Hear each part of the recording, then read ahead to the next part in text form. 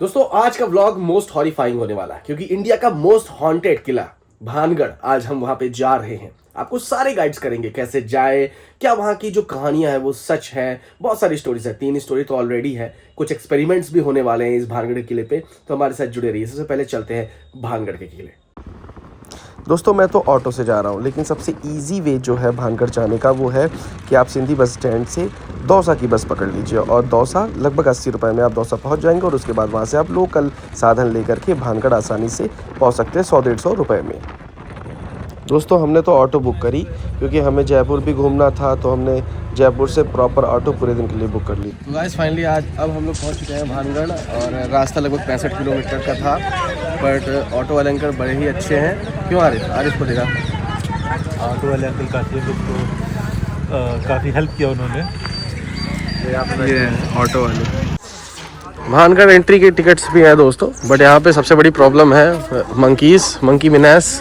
अरे यार यहाँ तो अलग ही लेवल की लड़ाइयाँ चल रही है बंदरों की, और थोड़ा सा डर भी लग रहा है क्योंकि इंडियाज मोस्ट हॉन्टेड प्लेस है।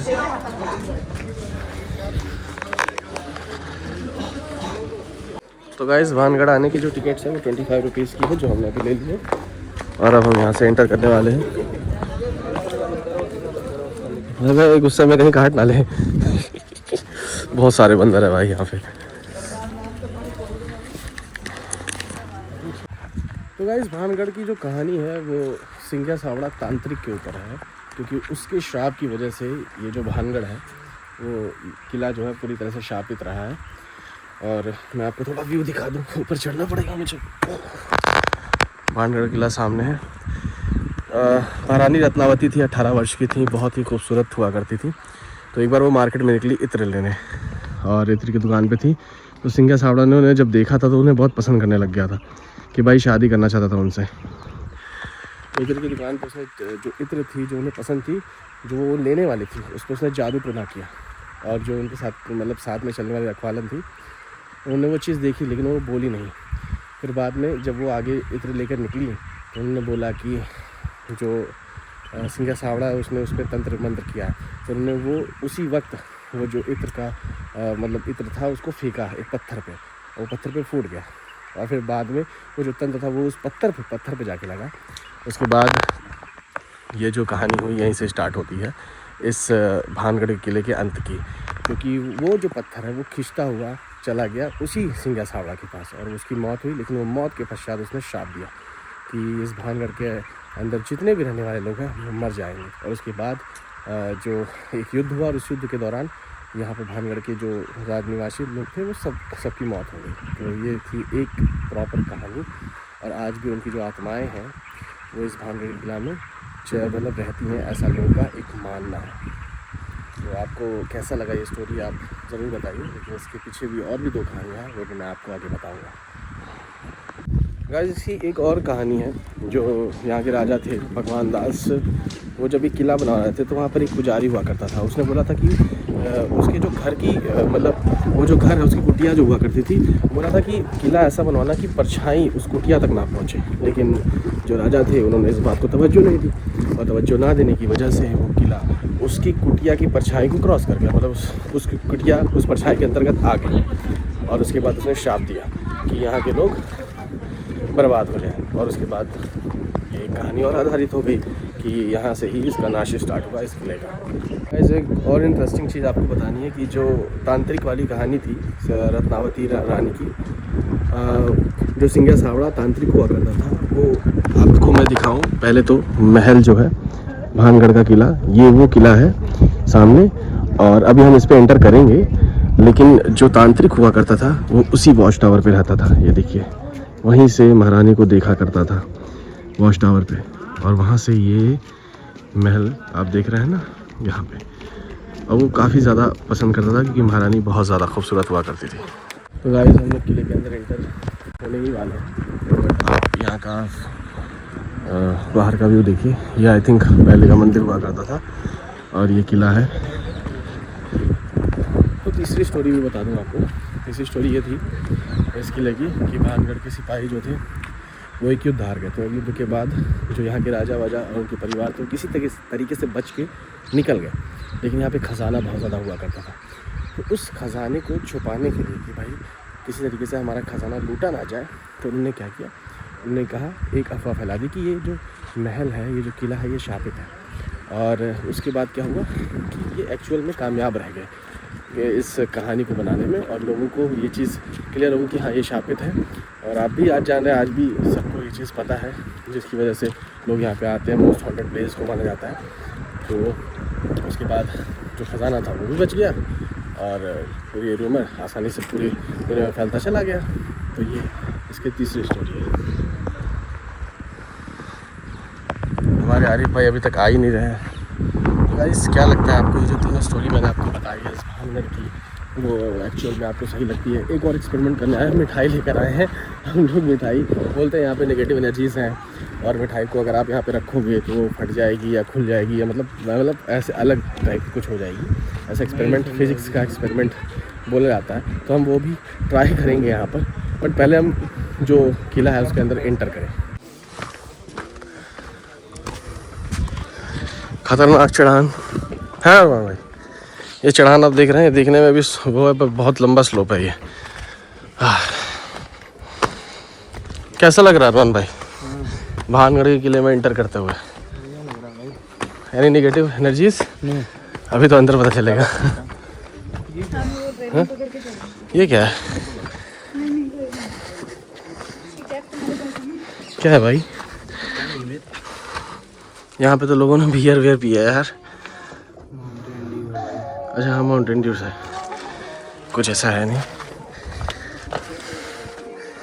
वही है ना कि खाली जगह पे लोग उसका गलत इस्तेमाल कर लेते हैं।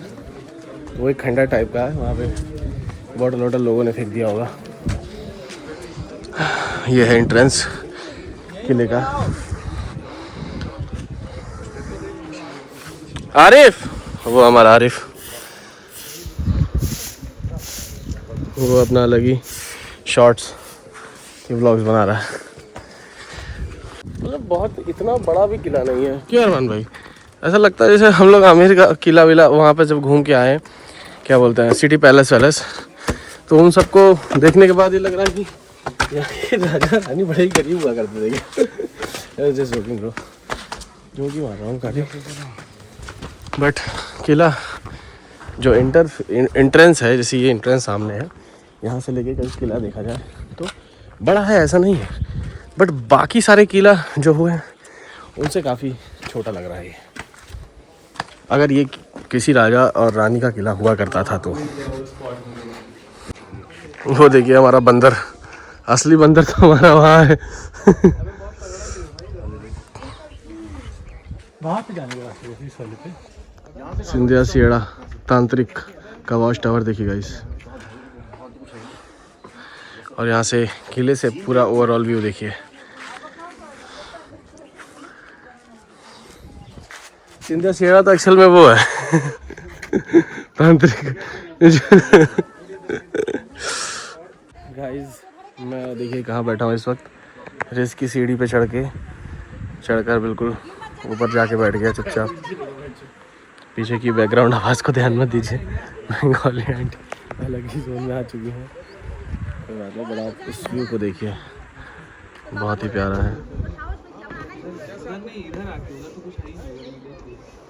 बहुत सारी चीज़ें भानगढ़ किले में है। बट मैं आपको एक रियलिटी बताऊँ, मैं यहाँ पे बैठा हूँ और इसके ऐसी साइड बताई गई है, शाम को नहीं जा सकते, आवाज़ें आती हैं। बट अभी करेंटली मुझे ऐसा कुछ फील नहीं हो रहा है, नो नेगेटिव एनर्जी टाइप कुछ ऐसा मुझे लग नहीं रहा।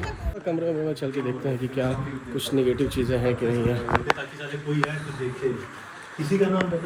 अबे भाई आ जा, इधर देखते हैं कुछ।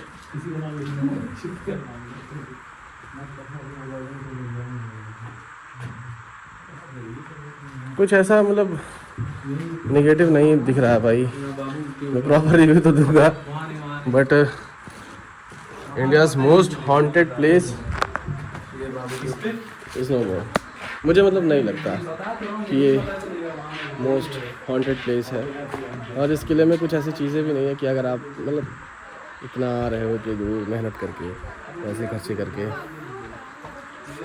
छोटा सा किला है और घूमो फिरो मौज मारो। ये अपनी कुछ निशानियाँ छोड़ने की कोशिश कर रहे हैं इस किले में, लेकिन हमें थोड़ा सा कुछ वैसा लिखना था रफली। देश की जनता का फोटो नहीं खींच रहा है ये। अरे खड़े हो इधर भी कुछ है क्या? आया कोने में सब चल के कुछ है ही नहीं भाई, खजाना वजाना कहाँ है यहाँ का, जो एक अफवाह थी।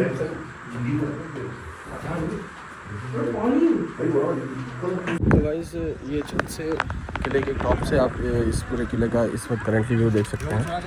बिल्कुल खंडर हो चुका है और बहुत बड़ा किला भी नहीं है। हम वही बातें कर रहे थे कि इतने छोटे से महल में रहते कैसे थे।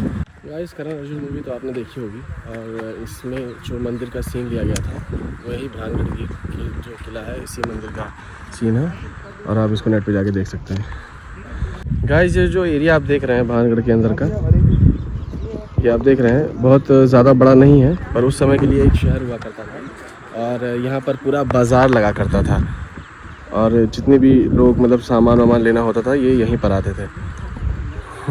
किले के अंदर ही जो रईस लोग होते थे वो इस किले के अंदर आते थे, और इस पूरे प्रॉपर जगहों पे जो सामान बाज़ार लगता था वहाँ पे लेते रहते थे।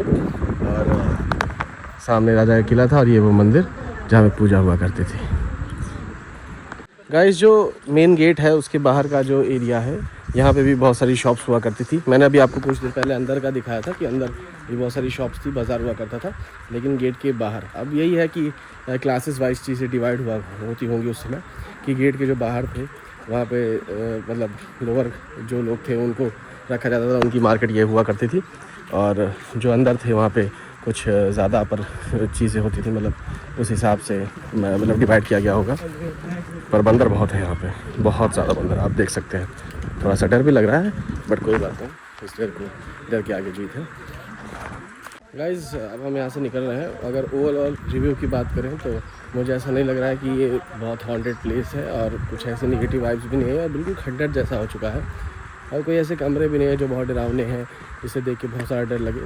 तो और इतना एक्सपेंस खर्चा करके अगर कोई भी आदमी आ रहा है तो आई डोंट थिंक कि आए। इससे बहुत प्यारी प्यारी हेरिटेज साइट्स राजस्थान में है, तो अगर आपका मन है तो आप ज़रूर विज़िट कर सकते हैं अगर हॉन्टेड प्लेस के नाम पे आप आ रहे हैं। बट मुझे नहीं लगता कि ये इंडिया का मोस्ट हॉन्टेड प्लेस होना चाहिए। गाइस बर्फ़ी का एक्सपेरिमेंट भी हमने किया पर वो सफल नहीं रहा।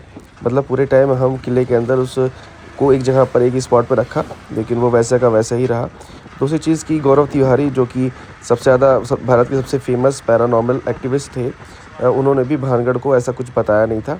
तो आई डोंट थिंक ये बहुत ज़्यादा डरावना किला है।